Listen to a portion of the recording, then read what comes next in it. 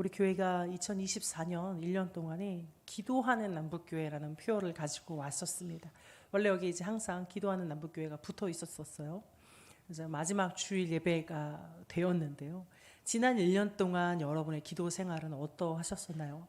어떤 기도를 했고, 그 중에서 무엇이 응답됐고, 또 응답되지 못했고, 또 그 기도를 통해서 나는 어떤 변화를 이루었는지, 그것을 통해 내가 더 깊어졌는지 아니면 시험에 들었는지 한번 돌아보는 시간이 되었으면 합니다. 우리는 1년 동안 기도에 대해서 듣고 배우면서 고작 첫 발을 디딘 것입니다. 그러니까 이제는 우리 교회가 2025년에는 말씀 보는 남북교회라고 해서 이제는 말씀에 집중하고 기도는 그만해야지가 아니고 이렇게 기도하는 것이구나를 1년 동안 우리가 느꼈다면 이제부터 항상 죽는 날까지 이렇게 기도해야겠다라는 어떤 시작점에 불과한 것이죠. 그러나 기도를 하면은 요즘 MZ 세대의 용어로 좀 짜친다 이런 말을 써요. 짜친다, 좀 모자라다, 아쉽다, 부족하다 뭐 이런 뜻인데요. 기도를 해서 달라지는 게 별로 없습니다. 저는 심지어 어떤 전도사님한테도 그런 소리를 들었어요. 우리 교회에 계신 전도사님은 아닙니다만 기도하는 게 정말 아깝다 해가지고 된 적이 없는데 왜 시간을 내서 기도하는지, 그 시간에 차라리 말씀을 보면 좋겠다. 이상합니다. 좋은 말인지 나쁜 말인지 헷갈리게 말합니다. 그렇게 말하는 사람도 있습니다. 어차피 응답이 안 되는데 시간 아깝게 1시간 2시간씩 뭐하러 교회까지 가서 기도를 하냐는 것이죠. 근데 우리 하나님은 사람이 아니셔서 사람의 시간을 따르지 않고 사람의 방법을 따르지 않으세요. 우리는 하나님이 일하고 계셔도 일하지 않는다고 느낄 수 있고, 하나님은 응답을 이미 시작하셨어도 사람은 아무 소용없다라고 느낄 수가 있죠. 그건 자기식으로 하나님을 이해했을 뿐이지 실제 하나님은 그렇지 않습니다. 내 느낌이 그렇다고 해서 하나님이 실제로 아무것도 안 하시는 것은 아니라는 거죠. 다만 끝까지 기도하는 사람만이, 끝까지 포기하지 않고 하나님을 찾는 사람만이 그동안 하나님이 어떻게 일해 오셨는지, 어떻게 응답해 오셨는지를 나중에 뒤늦게 알 수가 있습니다. 그러면 기도를 안 하면 모를 일이죠. 끝까지 모를 일이죠. 중간에 포기했으면요. 하나님은 우리에게 여러 가지 약속을 주셨어요. 믿으면 하나님의 자녀를 삼아 주시겠다. 영생을 주시겠다. 죄를 회개하면 용서해 주시겠다. 복음을 전하면 큰 상을 주시겠다. 뭐 이런 여러 가지 약속을 주셨는데 그 중에서 빼먹을 수 없는 것 중에 하나는 기도하면 응답해 주시겠다. 구하면 주시겠다는 겁니다. 이 약속이라는 말을 교회에서 너무 자주 사용하다 보니까 도대체 뭘 약속했다는 건지도 헷갈리고 약속이 나랑 무슨 상관인지도 좀 감흥이 없을 수가 있습니다. 감흥이. 약속이 뭘까? 저희 둘째 아이가 어느 날 질문을 저한테 하더라고요. 유튜브에서 이제 성경 만화를 보고 있다가 거기서 아마 그런 내용이 나왔던 것 같아요.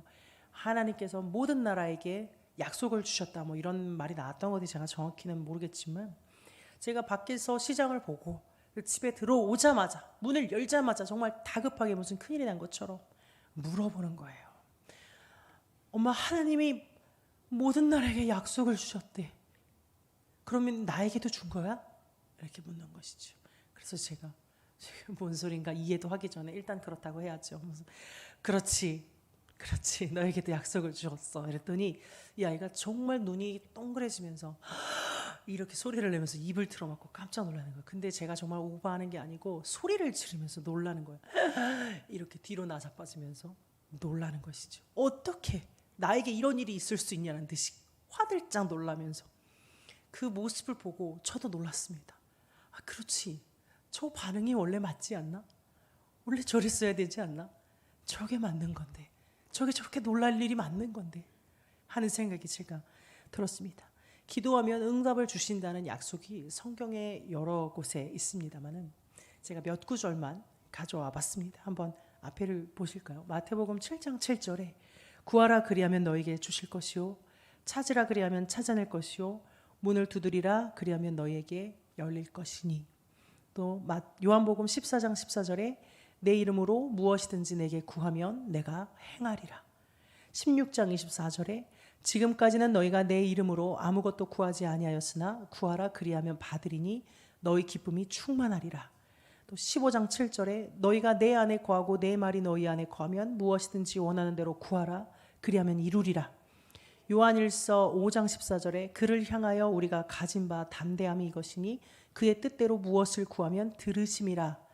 마가복음 11장 24절 그러므로 내가 너희에게 말하노니 무엇이든지 기도하고 구하는 것은 받은 줄로 믿으라 그리하면 너희에게 그대로 되리라. 야고보서 1장 5절 너희 중에 누구든지 지혜가 부족하거든 모든 사람에게 후히 주시고 꾸짖지 아니하시는 하나님께 구하라 그리하면 주시리라. 마태복음 18장 19절 진실로 다시 너희에게 이르노니 너희 중에 두 사람이 땅에서 합심하여 무엇이든지 구하면 하늘에 계신 내 아버지께서 그들을 위하여 이루게 하시리라. 예레미야 33장 3절 너는 내게 부르짖으라 내가 내게 응답하겠고 내가 알지 못하는 크고 은밀한 일을 내게 보이리라. 이게 다 약속이지 뭡니까? 굉장히 일부분만 가지고 왔는데도 하나님은 인생이 아니셔서 한 입 가지고 두 말씀을 안 하십니다. 말씀하시는 것을 반드시 지키시는 것이 하나님의 속성이고 본성입니다. 거스를 수가 없어요. 반드시 지키십니다. 근데 조건이 있습니다. 기도하면 응답하신다는 이런 많은 약속들이 우리에게 이루어지려면 세 가지 조건이 붙은데요. 하나는 믿음으로 구하라고 말씀하십니다. 야고보서 1장 6절 7절을 보시면 오직 믿음으로 구하고 조금도 의심하지 말라.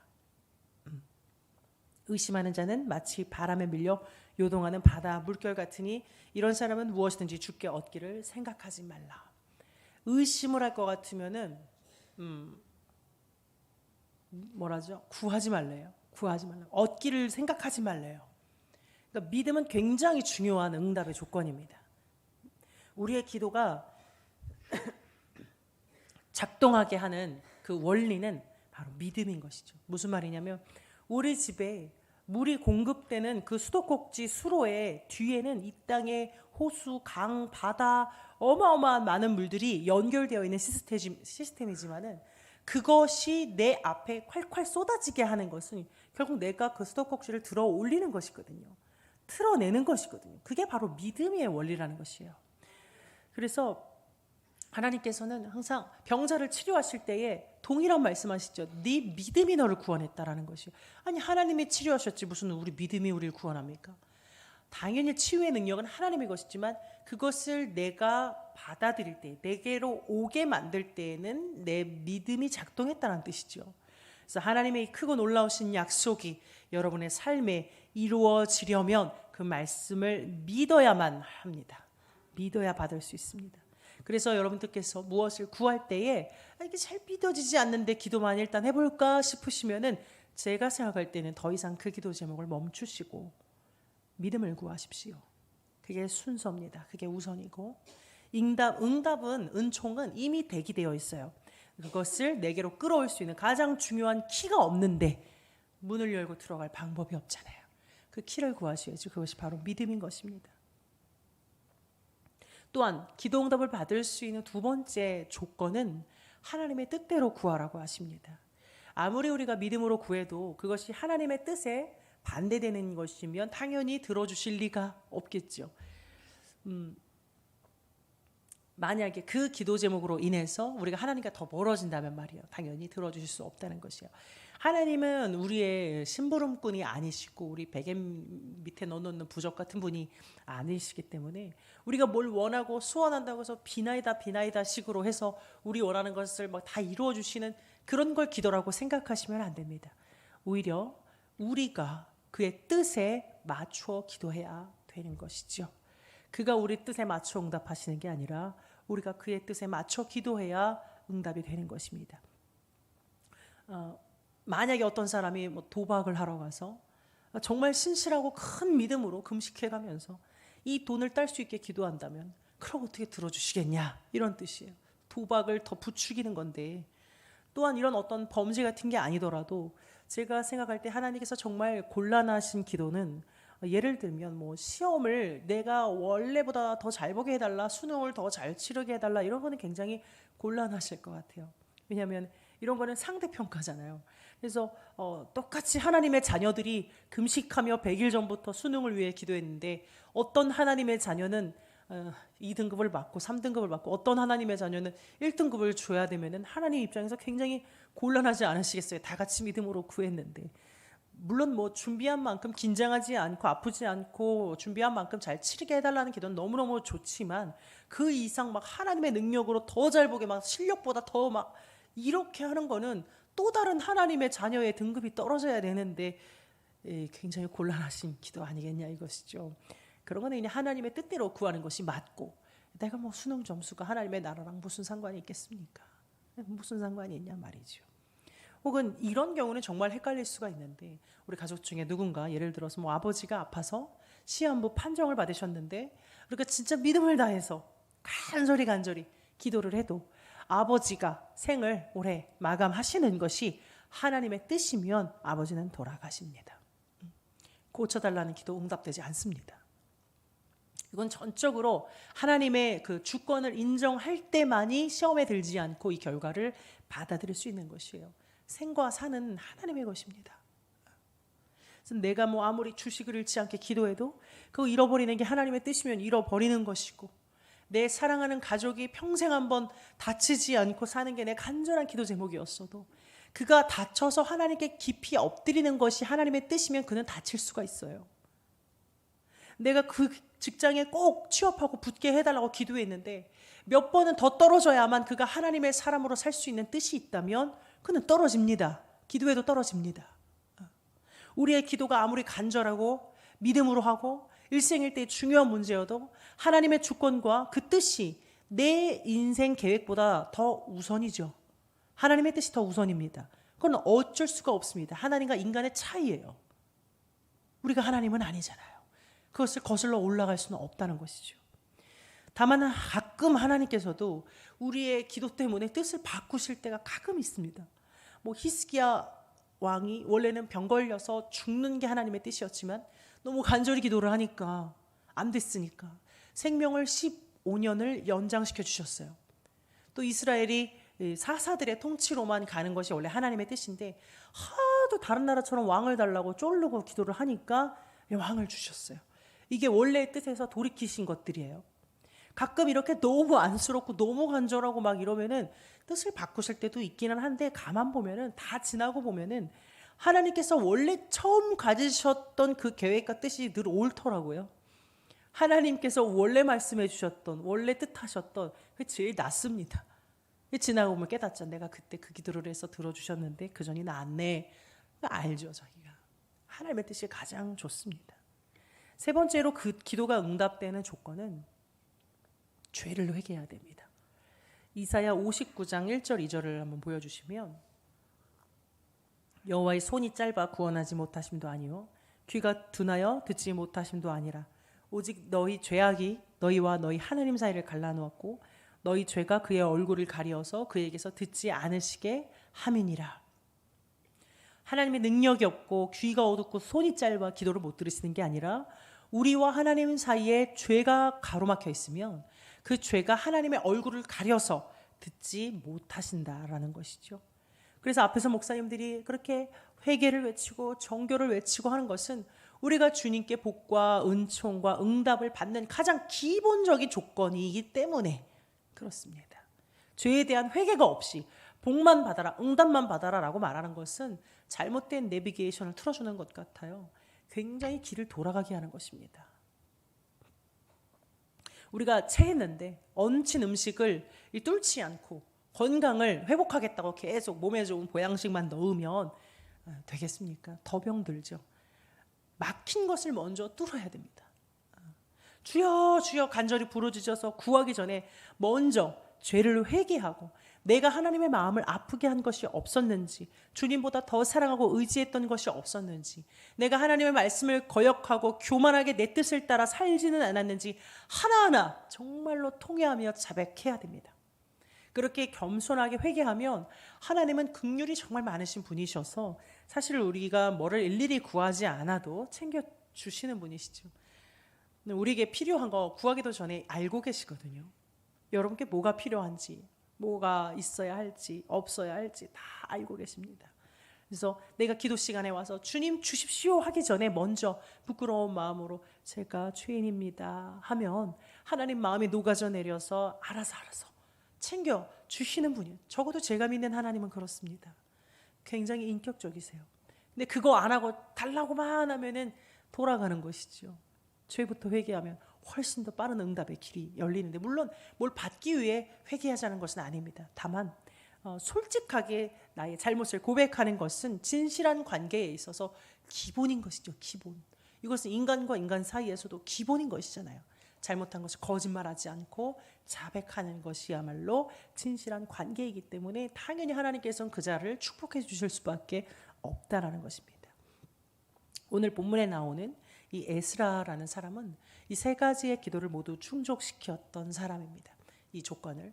이 에스라라는 사람에 대해서 제가 지난 금요일에 나오신 분들에게는 좀 많이 상세하게 설명을 드렸었고, 오늘은 거기에서 한 부분만 빼서 기도하고 좀 접목시켜서 간단하게 말씀을 드리는 것이에요.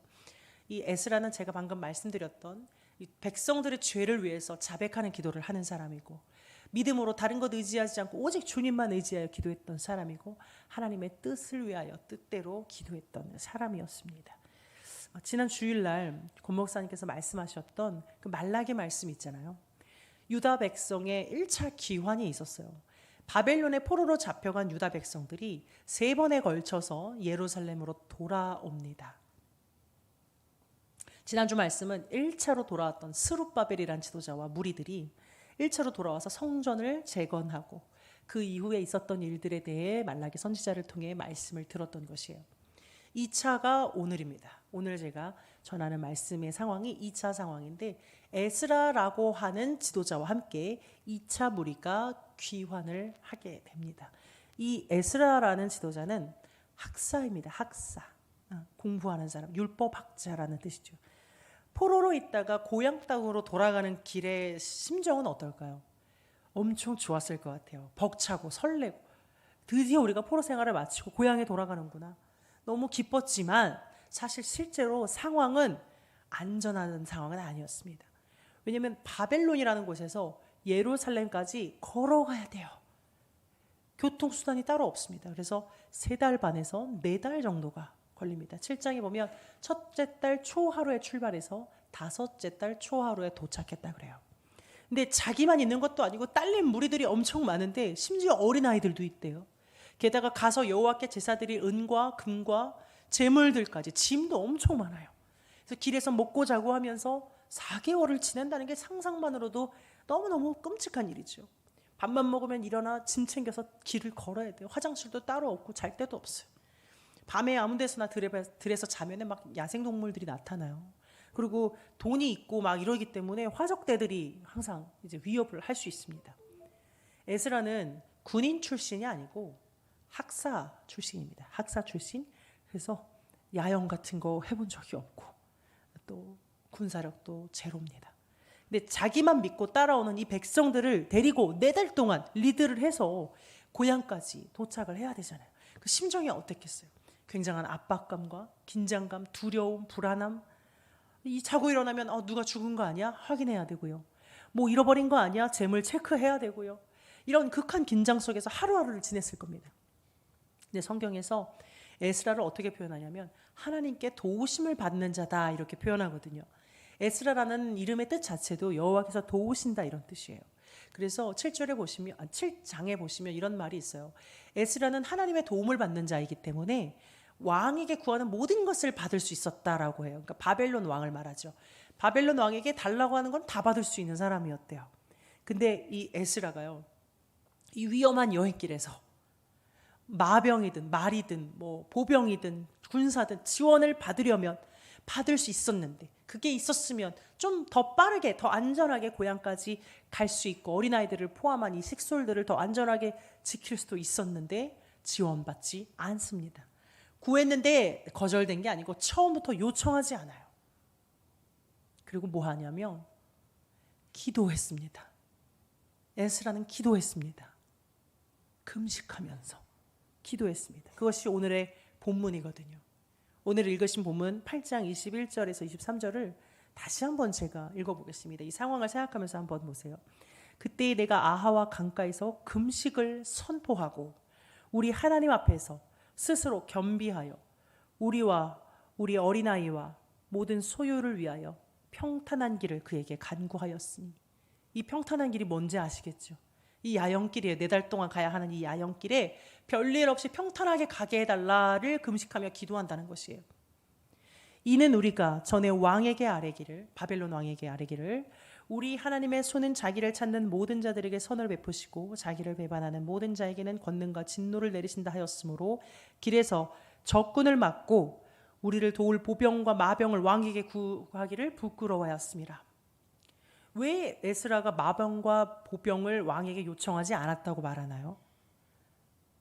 부끄러웠다는 거예요. 왕에게 구하기를 부끄러워하였습니다. 조금 속된 말로 쪽팔렸다. 내가 전에 바벨론 왕에게 우리 하나님은 자기를 찾는 자들에게 선을 베푸시고 자기를 배반하는 자들에게는 진노하시는 분이십니다. 이렇게 딱 소개를 했는데 이제 와서 고향 예루살렘으로 하나님께 예배드리러 가는 길에 하나님이 아닌 이방 나라 왕에게 도와달라고 하는 것이 부끄럽다는 것이죠. 가오가 상한다는 거예요. 굉장히 보수적이고 깐깐한 남자거든요. 그래서 가뜩이나 여행길에 체력도 떨어지는데 그럼에도 불구하고 이열치열 금식을 선포해버려요. 얘 먹지 마. 먹지 말고 기도해. 그러면은 하나님이 지켜주셔. 금식이라는 건 자기를 낮추고 자기를 죽이겠다, 항복의 뜻이거든요. 하나님, 제가 나서지 않을게요. 왕에게 구하지 않을게요. 하나님, 당신께서 일해 주십시오. 당신께서 우리에게 평탄한 길을 주십시오. 아무도 죽지 않고 아무것도 잃어버리지 않고 끝까지 도착할 수 있도록 해주십시오. 즉 인간의 계획과 능력이 아닌 하나님의 도우심과 능력을 지금 내 현실에서, 지금 여기에서 보겠다. 굳은 의지입니다. 굶는 거예요. 그 의지를 보여드리는 거예요. 내 굶어서라도 나 하나님 아니면 다른 어떤 곳에도 도움받지 않겠습니다. 딱 선포해버린 것이죠. 그랬더니 응낙하심을 입었더라 그래요. 어떻게 응낙하심을 입었냐면요, 8장 31절을 보시면 8장 31절에 앞에 있을 거예요. 첫째 달 8장 31절, 첫째 달 12일에 그래요. 첫째 달 초하루에 출발했는데 12일째에 사건이 터져요. 그러니까 12일 만에 문제가 터져 굉장히 위험한 길이 맞죠. 우리가 아하와 강가를 떠나 예루살렘으로 갈새 우리 하나님의 손이 우리를 도우사 대적과 길에 매복한 자의 손에서 건지신지라. 12일 만에 매복하고 있던 대적을 만난 것이죠. 근데 거기서 건져서 주셨다는 거예요. 하나님께서 도우셔서. 좀 그렇죠. 기도하고 금식하고 갔는데 12일 만에 대적을 만나니, 우리가 기도한다고 해서 어려움이 안 생긴다는 뜻은 아닙니다. 어려움은 언제나 우리 인생에서 매복되어 있어요. 그래서 그때마다, 시기에마다 빵빵 터져줍니다. 어려움이 있습니다. 기도 많이 하고 하나님 잘 섬겨도 자식들이 속을 썩이고 경제가 어렵고 중병에 걸리고 삶에 많은 문제가 생길 수가 있고 또 마음이 어려울 수가 있어요. 아니, 내가 하나님 외에 다른 것을 의지하지 않겠다고 마병도 보병도 지원받지 않고 오직 금식하고 기도하면서 평탄한 길을 달라고 구했는데 12일 만에 매복하고 있던 대적들을 만납니까? 제가 막 실망하고 원망스럽고 좌절스러울 수 있잖아요. 그러나 기도하는 사람은 어려움이 없는 것이 아니라 어려움을 이기시는 하나님을 경험하는 사람입니다. 내 현실에서 하나님을 그대로 경험하는 사람이 기도의 사람이에요. 아무 일도 일어나지 않으면 하나님의 일하심은 볼 수 없습니다. 기도할 필요성도 느끼지 않고 그럼 무슨 믿음이 자라겠습니까? 에스라가 지금 이렇게까지 기도할 수 있었던 건 상황이 전혀 안전하지 않고 날마다 생사가 달린 여행길을 가고 있기 때문에 이렇게 기도할 수 있는 것이거든요. 만약에 마병과 보병이 있어서 쉽고 안전하게 갔으면 이 정도로 하지 않았겠죠. 그러면 매복해 있던 대적대들을 만나 이겼다고 해도 이것이 어떻게 하나님의 은혜라고 말하겠어요? 바벨론 왕의 도움을 받아 이겼다고 말하겠죠. 이게 믿음의 사람이 될 수 있냔 말입니다. 그래서 하나님의 사람, 믿음의 사람, 기도의 사람은 아무 일도 없는 사람이 아니라 오히려 많은 어려움이 있는 사람입니다. 에스라는 아무 군사력이 없는 사람이에요. 그냥 학사죠. 마찬가지로 우리도 연약하고 능력이 없고 가진 게 없는 사람이야말로 진짜 기도의 사람이 될 수 있습니다. 아무 의지할 것이 없기 때문에 기도 말고 하나도 없거든요. 이 사람이 기도의 사람이 돼요. 왕에게 지원받을 수 있었지만 도움을 구하지 않았던 에스라처럼 우리도 주변에 어려움이 있을 때 막 도움을 구할 수 있죠. 그게 나쁘다는 것은 아닌데 도움을 구하기 전에 먼저는 하나님을 찾는 사람, 먼저는 하나님께 처절하게 매달려 보는 사람, 그 사람이 응답을 받습니다. 그 사람이 하나님의 도우심을 받습니다. 뭐 구해야 받죠. 기도만 하고 모든 것 손 놓고 있으라는 뜻은 아닙니다. 에스라도 오늘 본문에서 그렇게 기도만 열심히 했잖아요. 그런데 그게 다가 아니고 학자답게 굉장히 스마트하게 이 전략을 세워서 리더들을 세우고 해서 계속 여정을 체계적으로 가거든요. 다만 그 모든 걸 하기 전에 가장 먼저 기도, 그리고 이걸 실행하면서도 계속 기도를 놓치지 않아요. 1년 동안 여러분들 지내오시면서 고생을 많으셨죠. 제가 여러분들의 속사정을 다 알지 못하지만 항상 보면 제 마음이 좀 짠하고 그래요. 저는 사는 것이 이렇게 꽃길이라고 생각하는 사람은 아닙니다. 저는 또 상담을 하고 있다 보니까 왜 드라마에 보면은 저런 기구한 삶을 작가가 썼으니 저렇겠지라고 하겠지만 실제로 상담을 해보면 그건 정말 많이 미화시켜 쓴 겁니다.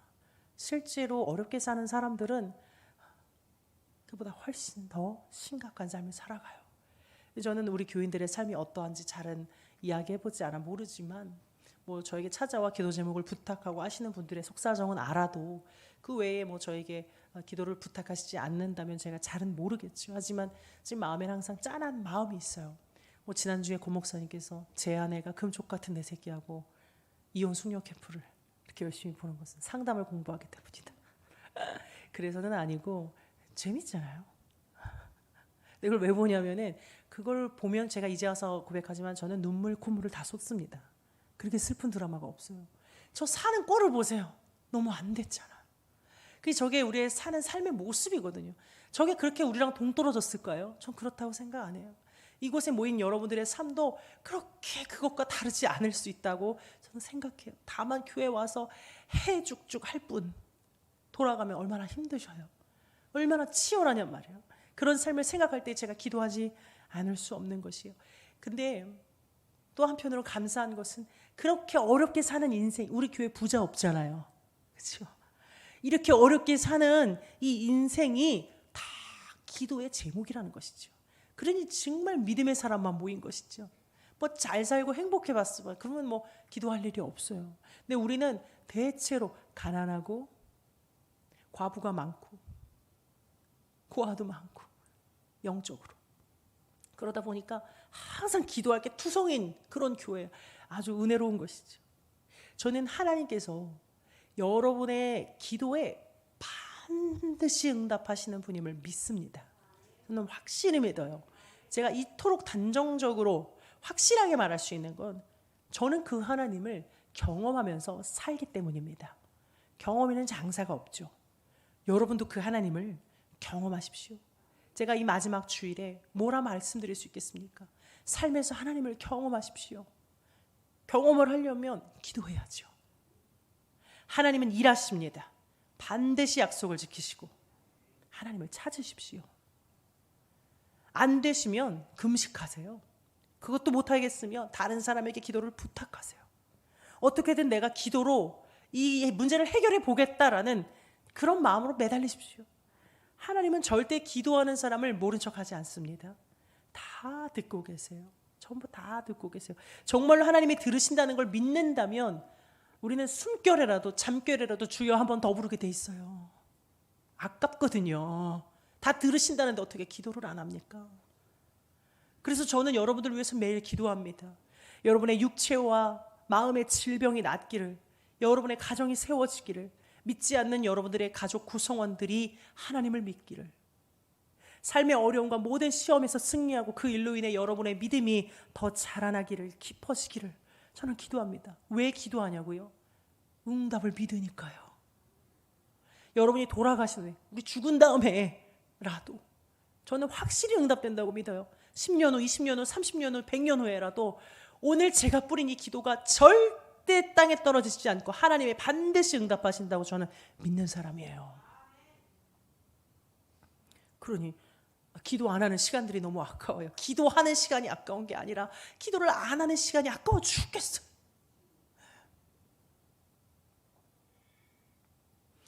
제가 오늘 새벽에도 기침을 얼마나 했는지, 기도를 했겠어요, 안 했겠어요? 하죠. 잠결이라도 기도한다고 제가 그랬잖아요. 근데 기침이 멈췄을까요? 안 멈췄어. 그러니까 목이 쉬어서 왔잖아요. 밥을 한숨도 못 잤어. 오늘 9시 예배인데 8시 반에 일어났어요. 8시부터 잠들었거든요. 밤을 샌 거죠. 기침을 하느라. 기도를 했죠. 근데 응답이 잘 안 돼요. 여러분 기도하실 때 응답이 잘 안 될 수 있어요. 근데 그건 너무 당연한 거예요. 기도 그냥 주여 고쳐 주십시오. 근데 딱 끊기잖아요. 맨날 그렇게 살잖아요. 그럼 여러분 자기가 하나님인 줄 알아요. 그래서 안 돼. 많이 기도하셔야 돼요. 응답은 조금 받아야 돼요. 그래야 겸손하게 기도합니다. 근데 제가 포기하지 않아요. 하나님 정말 너무하다. 막 실망하지 않아요. 계속 기도해요. 밤새 기도해요. 안 되겠다. 이 방법이 아닌가 보다. 이번에는 오른손을 가슴에 한번 얹어볼까? 그래서 하나님 제 손 위에 주님 손 얹어주시고 조금 더 성의 있게 기도를 해볼까? 하면서 막 제 마음, 이 가슴에 있는 가래와 천식과 모든 바이러스를 예수의 이름으로 막 기도를 계속 밤새도록 했더니만 아침쯤 되니까 한 50번 기침할 걸 5번으로 줄더라고요. 결국 되긴 된 거죠. 될 때까지 그냥 하면 돼요. 무조건 됩니다. 무조건 됩니다. 기도하세요. 자녀가 아플 때 기도하세요. 마음이 심란하고 걱정될 때 기도부터 하세요. 물질에 어려움이 있고 건강에 문제가 있고 믿음이 약해지고 죄에 빠지고 마음이 어려울 때, 미래가 불안할 때 기도부터 하세요. 기도부터 하세요. 애들 키우시면서 문제 많잖아요. 바로 기도예요. 바로 기도 제목이에요. 다 주님의 부르심입니다. 그것이 이 문제를 통해 우리를 부르고 계신 것이죠. 주님의 역사를 내 현실에서 직접 볼 수 있는 아주 좋은 기회란 말입니다. 남의 이야기, 목사님의 간증이 아닌 나와 주님의 이야기를 만들어갈 수 있는 아주 좋은 기회인 것입니다. 오늘 여기 마지막 예배 하나님의 부르심을 받아 오신 성도님들, 정말로 내 기도에 응답하시는 하나님을 믿으신다면 이제부터 나와 내 가정을 위해 또 내게 붙여주신 사람들과 이 교회를 위해 내 숨결이라도 잠결이라도 기도하시기를 바랍니다. 그래서 2025년에도 계속해서 기도하는 남북교회가 되시기를 바랍니다. 함께 찬양하고 기도하겠습니다.